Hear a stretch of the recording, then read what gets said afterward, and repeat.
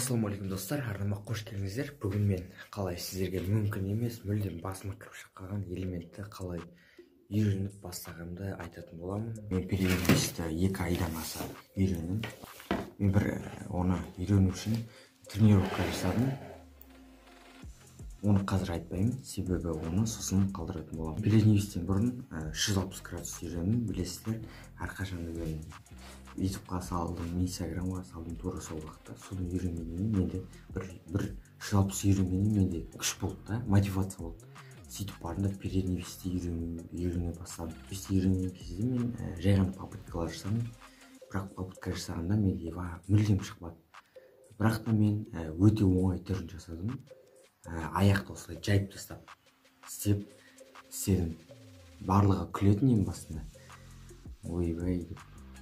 Қазір тағы да бұтын ашады деп, аяғын ашады деп. Ал қазір мен переводисті толық игерімді айта алмаймын, бірақ та видеодан көрген шығар. Көресіздер, қазір мен осыншама секунд ұстап тұра аламын. Мен сіздерге әзірше айтпай қойын, қызық болсын. Егер де каналға 1000 подписчик болса, міндетті түрде айтамын.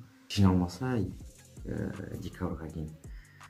Онда кеш шығатын шығар. 1000 подписчикке жеткізіңіздер. Оны жеткізу үшін просто осы видеоның ссылкасын аласыздар да достарыңа жібересіздер. Көр деп, переводист туралы видео деп. В общем, көз созбай бірден айтайын. Переводист ол өте қиын элементтердің арасында жатады. Просто біз бір істеген кезде қиын ойбай-сүйбай деп беріле саламыз. Негізі берілмеу керек екенін түсіндім. Негізі бір қарапайымнан бастаған ол айтады әрқашанда жақсы деп. Мысалы сіз бір 160 болсын чистыға шығып үйреніп алсаңыз, сізде мотивация алып тұрады. Тура сол кезде сіз переводисті үйренуге тырысыңыз. ютубтан видео қараңыз, достарыңыздан сұраңыз. Сол арқылы сіз кәдімгідей переводисті үйренесіз, себебі сізде мотивация болды іште. Одан кейін мен осыны үйренген кезде сол және 160 үйренген мотивация болды. Сосын мен өзім айттым, мен берілмеймін, бұны жасайын деп. Сөйтіп ең соңында мен жасадым да. Ойлаңыздаршы, ата. Ол кісінің арқасында опыт жинадым өзіме, сәл-сәл. Өзім айттым деп тұр, переводисті қалай үйреніп кету керек екен. Бірақ та достар, мен оны келесі жолы сіздерге кәдімгі чек-лист дайындап, құдай қаласа, сосын жаттығу түсіріп, келесі видеода. Сосын сіздерге бөлісетін боламын. Профессиональный неге ұстай алмаймын, переводисті. Былай, турникке былай бірден тұра салмаймын, себебі оған өте қатты жаттығулар керек. Тура оны түзейтін боламыз. Жазы келе жатыр ғой. Мен бірақ горизонтты качкай бершім, горизонтқа. Горизонтты мен қазір былай істей аламын. Былай дегенде примернасын көрсетейін. Аяғым ұшып тұрады, яғни закрытый горизонт.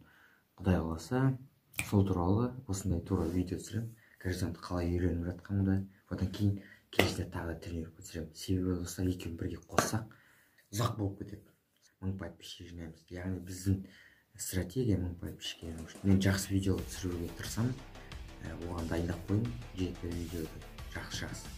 Сосын екінші сіздер осы видеоның ссылкасын алып, достарыңызға жібересіздер, достарыңыз көреді, сөйтіп біз 1000 подписчикке жетеміз, құдай қаласа.